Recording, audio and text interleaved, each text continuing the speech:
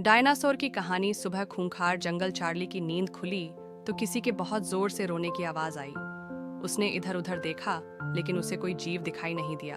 फिर उसने पूछा, कौन रो रहा है? खुद को दिखाओ।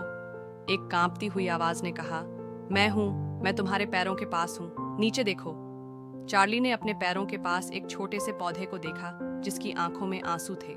पौधे से रोने का कारण पूछने पर पौधे ने कहा, मैं इसलिए नहीं बढ़ पा रहा हूँ क्योंकि ऊंचे पेड़ सूरज की रोशनी को मुझ तक पहुंचने से रोकते हैं।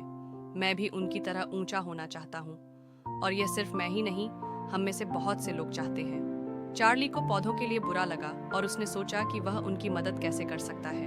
अचानक उसके दिमाग में एक विचार आया।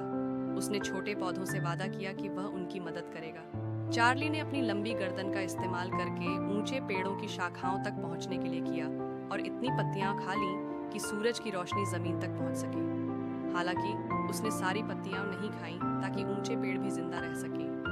छोटे पौधे इतने खुश हुए कि वे सूरज की रोशनी में गाने और आनंद मनाने लगे।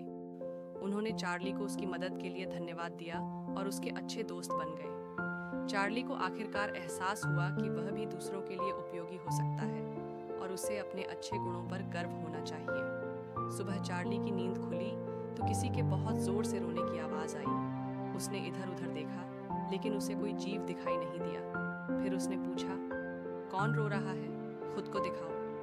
एक कांपती हुई आवाज ने कहा, मैं हूं, मैं तुम्हारे पैरों के पास हूं, नीचे देखो। चार्ली ने अपने पैरों के पास एक छोटे से पौधे को देखा जिसकी आंखों में आंसू थे। पौधे से रोने का कारण पूछने पर पौधे ने कहा, मैं इसलिए नहीं बढ़ पा रहा हूँ क्योंकि ऊंचे पेड़ सूरज की रोशनी को मुझ तक पहुंचने से रोकते हैं।